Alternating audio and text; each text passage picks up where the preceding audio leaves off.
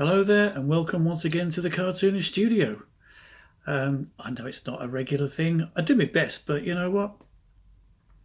Pressures of life and all that. Anyway, forget all that. Forget my problems. They don't exist. Today we're going to go through a book which I published a couple of years ago. Actually, I did it on Faceless Book when I still had Facebook. If you want to know what happened there, then follow the link in the description to the video I did about how useless social media is. Anyway, when social media wasn't so useless, I used to run a cartoon strip or cartoon panel called Noodle Pates, which was the forerunner of the Adam and Eve that we now have. And the book should be around here somewhere. It's available worldwide from Amazon, and it's a collection of the gag cartoons from that era.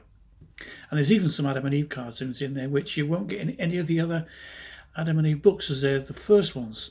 This was when God was actual character in Adam and Eve. And I got rid of him because he wasn't pulling his weight. There can't be that many cartoonists who fire God, but I did. There you go. So anyway, today's video is I'm going to revisit one of those cartoons, redraw it. So it's a bit of fun, tutorial, take out of it what you want. But it's just my channel, isn't it? So without further ado, we'll go that-ish way or that way, and I can't quite work out how the computer... Anyway, we're going somewhere, and let's draw a cartoon, shall we? And I'll show you the finished cartoon as it was in the book at the end of it all. Does that sound like fun? Sounds like fun to me. I've got no idea what's going on. See you on the other side. Bye now. Okay, so the cartoon we'll be doing is it's from the Noodle Pates book, but it's also on my Cartoon Stock site. And the reason why I'm doing this cartoon is pretty much because of an email I got. I had an email with my statement from Cartoon Stock, which is a site that I and many other cartoonists upload our cartoons to. Traditionally, they've been sold into newspapers, magazines, websites, newsletters, stuff like that. It's where people can go and buy cartoons a lot more cheaper than they would if they had to buy it direct from the cartoonist, but we can sell that cartoon to many, many, many outlets. That's the idea. So anyway, this one cartoon, which is also in the Noodle Pates book, which is why I'm redrawing it, was sold to someone who I'm assuming was a librarian or someone who works in the publishing industry, because Cartoon Stock have got a new avenue whereby you can put the cartoons onto mugs or t-shirts or have a print made of it, or probably many, many other things. Very much like the likes of Redbubble, only much better, because I'm not at all a fan of Redbubble or any of those. They don't do artists any good. Cartoon Stock does. So that's it. So that's what we're going on with that one. This cartoon, I think, would be ideal for that kind of person. So she's bought it, or it's been bought for someone who's got in that kind of industry, libraries, publishing, I don't know. Shut up. Let's get back on with the drawing, shall we? Shall we? Let's do that. Okay, so finally, we'll get down to it. So got my reference over here, so we'll give it a go. Now these were two characters, if I remember rightly, called Carstairs and Carruthers. And I used them in a number of cartoons. Mainly for that good old Victorian, old style Victorian. I loved them. I thought they were great fun. Now, also, I don't think I'm going to be inking these. I'm just literally going to try and recapture whatever it was that I was doing back then. And like I said, this particular one, that's strange. I put the ear right down there. Huh. Okay, well, but that's not how I draw it now. That is weird. We'll get the picture back up again. You can see the ears down here on the original, whereas now I put it up there. All right, got to be true to what it is that I do. Yeah. The rest of the body, I think I pretty much draw the same. I like the fact that he got a very small chest, and then most of it was down here, wasn't it? So I would imagine that I'd probably do it like this. So I'd be doing some kind of a, what would you call that actually? I mean, that would be a rectangle. It's a rectangle with a bit on top.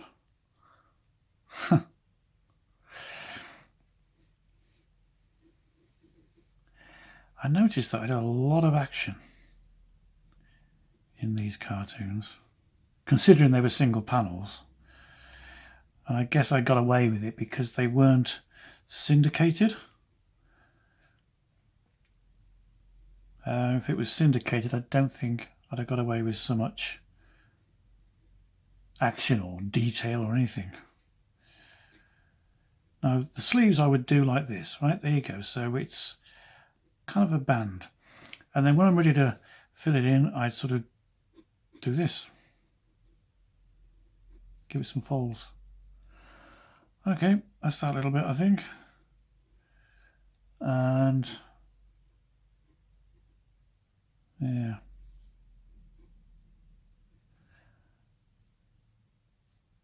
Now I got the sleeves up. Now you see once again, in the original, these sleeves are up here. But nowadays, I do it like this. Isn't that strange? I didn't notice I've changed. You changed. You changed. I changed. You know, I didn't think that I did that much. I thought my cartoons were probably the same as they ever were. Huh. This is very cathartic.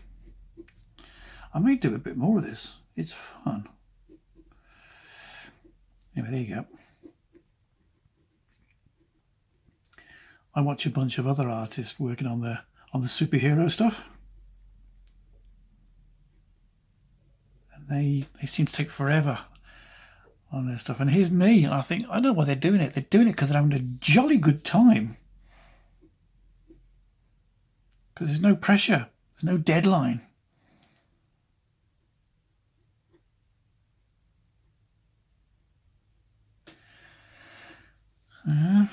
Right, so yeah, that would be down to the bottom of his shorts, wouldn't it?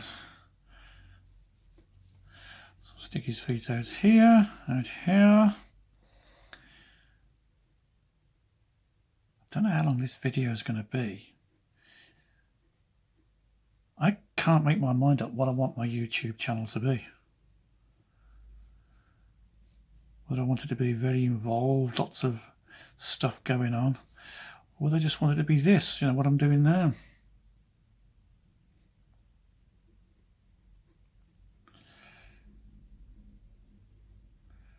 Just me drawing cartoons. I used to do a lot of have always, should I say, not used to, have always done a lot of stuff whereby I've finished it and then I've sort of speeded up the inking. But because this isn't going to be for anything, whereas the other ones, there was always, yeah, they were always going to go into a book or another cartoon for cartoon stock and what have you. But this is just purely an exercise in fun. I don't know what it's an exercise in, but I guess it's just an exercise in illustration. I'm just going through the process, talking you through it. And the sponsor for this particular video is, well, it's not me, obviously, but it is me, but it isn't me, but it is me, but it isn't me, but it's me. The sponsor is Out of the Primordial Inkpot, the book that has the cartoon for this particular video. Now, I know that I said that I got the idea mainly because of someone had bought a copy and put it on a mug, and I thought that was a rather interesting way of doing it, and why wouldn't I just redraw it again? But there was a second reason for it, and I wonder if you can work out what it is. Why I chose that particular cartoon, why I chose a cartoon that took place in Tutankhamun's tomb. Well, the answer is, don't worry about the postcards or down below. The answer is that it's 100th anniversary of the discovery of Tutankhamun's tomb. There you go. Not necessarily the discovery of the chamber of legal disclaimers, but you know, there you go. It's the same thing.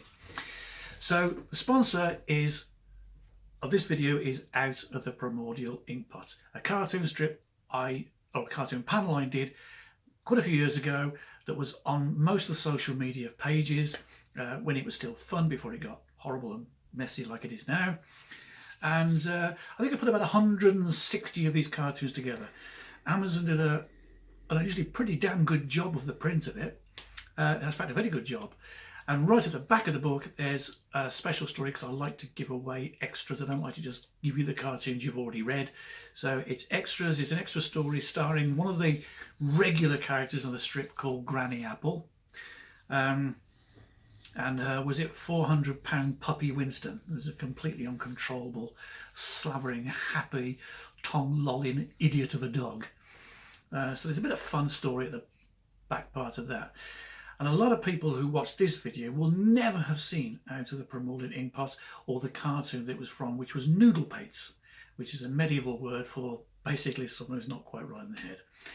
Which kind of is me. If I was in the medieval period, I would be a noodlepate. I'm a noodlepate now.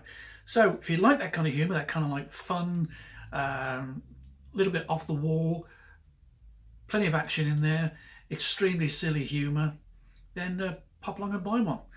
Also, by buying one, you help support me, which means I can produce more books and produce more videos and give you more of the stuff that hopefully you enjoy.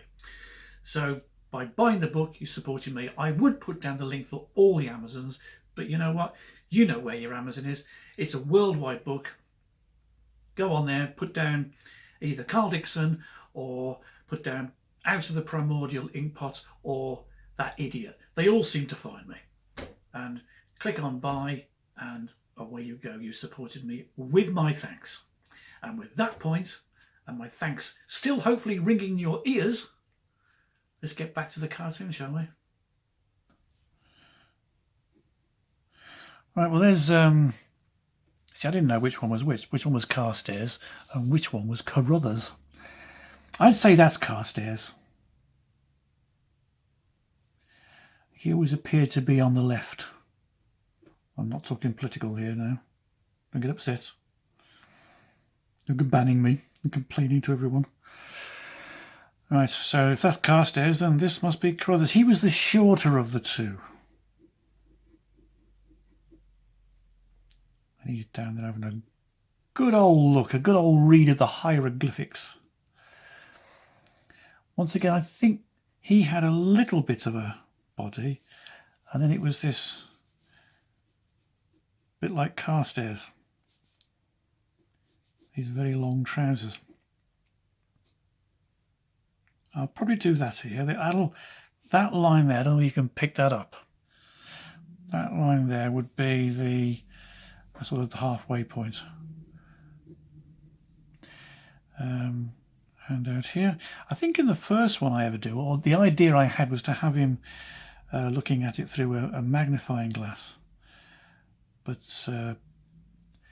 once again, even for this,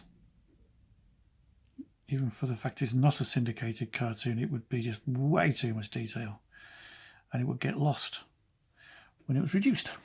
So you don't do it. See, there's a technical tip for you. Ah, you get it all here. Well, he knows.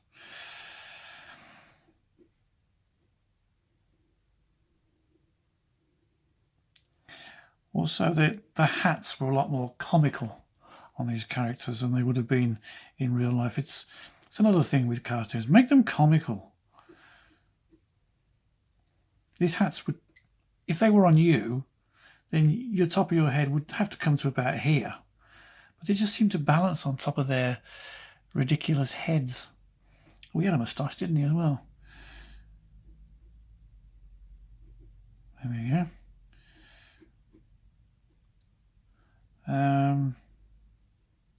Yeah, there's the collar. And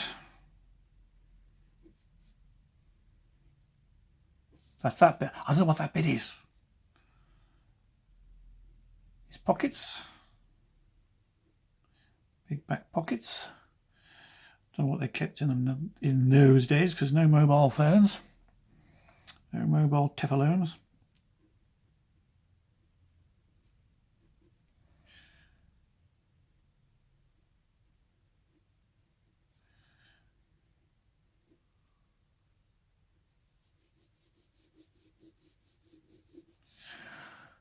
I did have them very close to each other, didn't I? I wasn't too sure whether he was meant to be further in there and he was over here somewhere, but no, I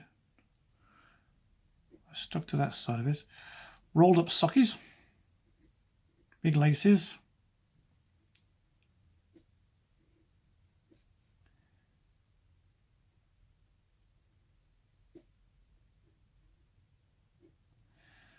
Yeah.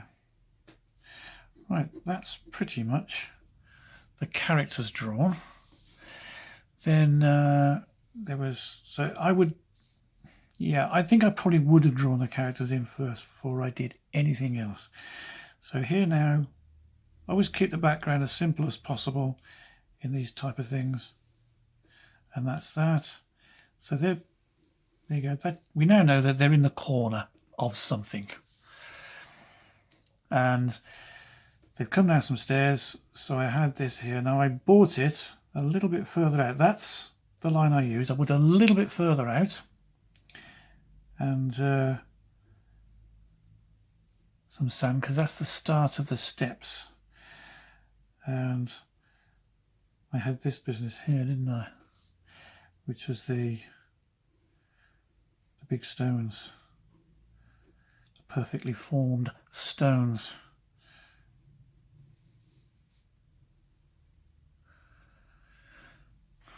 I don't know. I didn't do this, and I should have done. I should have brought this down here, because that would have given it the 3D effect, and there would have been one. It would have had 3D. I know the stairs are here, but there would have been, like, I'll do it here.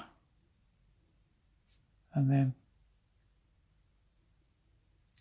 which means I have to bring that over there somewhere, because this one needs to be a bit further out. There we go. Bring that down here.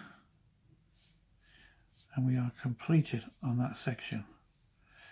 And I'll just do that. And what did I do on the top? I didn't do anything there. Yes, there must have been a lintel of some sort. Yeah, there would have been a lintel, which would have come over, because that's the edge of it. It would have come over there and probably brought it right up to that far wall. And then I think I just went, I cheated by doing a bit of this stuff, which I could have just covered in darkened area. Then a few steps. You can always tell when I spend a lot more time on the distance, on the background, is because I'm not looking forward to the next bit, which is the hieroglyphics. There's meant to be an awful lot of them, but what I did was I did a large balloon there, and that's another way. And normally I'd use an ellipse, which is round here somewhere. Where are you? I know you're around. Aha! One of these thingy-jigs. But I haven't got one big enough for this, so I'm not going to put the wording in, so it doesn't really matter. I'm just trying to stay as true to the cartoon as possible. And there you have that. Now, because it's sand, we don't want a straight line, because that's not how it works. Let's put lots of little dust bits in here, stones, bits that have fallen over the centuries, as it was an awfully long time ago. Awfully long time ago, don't you know?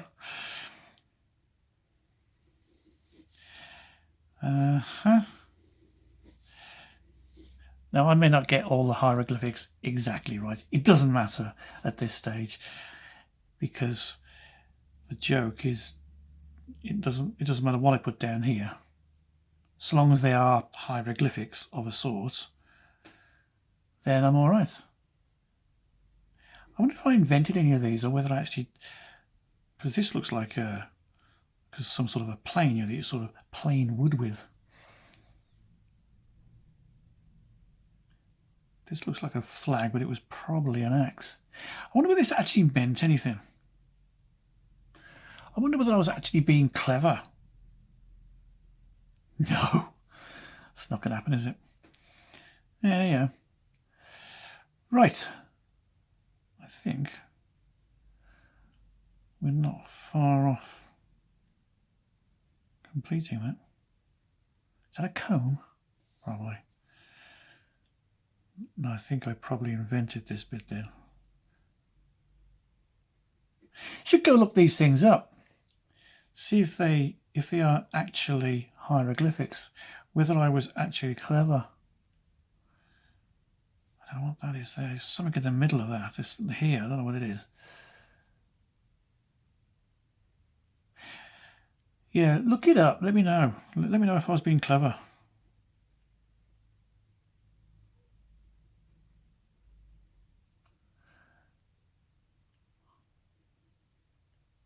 Oh, and there was I think it was this one. I think was definitely something I looked up because I think this is a scarab.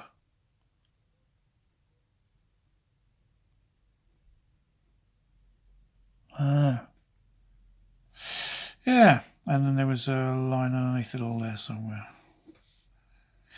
And I just put a couple of stuff up here. I don't know why it was so much larger here. I'd love to know whether I actually used an actual image of hieroglyphics in an actual pyramid. Should I do a cartoon version of a hieroglyphic? No, I'll do this one properly now. I think at the end of it all, I might do a cartoon version of a hieroglyphic. Namely this one I'm doing now. Because that could be fun. Well, I could have fun anyway.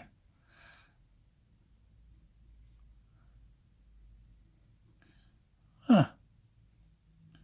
One of them.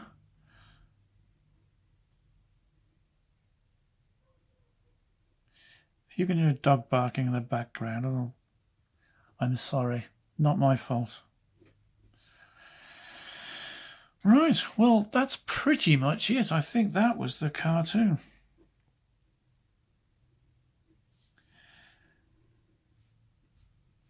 Yeah. I hope you enjoyed that. Bit of fun for me, particularly with the sleeves and what have you. I had no idea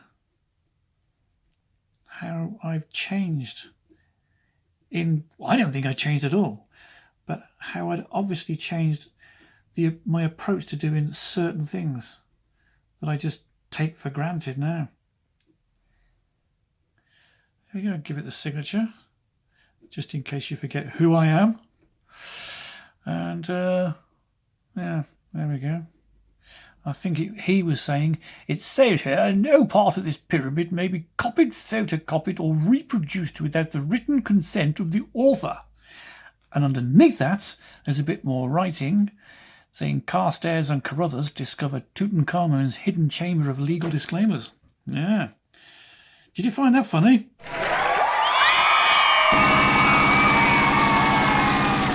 Oh, I'm so glad you enjoyed it. Yeah, right, there you go then. So that's that. Like I say, this is part of a book I did a long time ago, a couple of years ago. It still is out there. It's on Amazon worldwide. A good way of supporting me is to go and purchase products that I've done.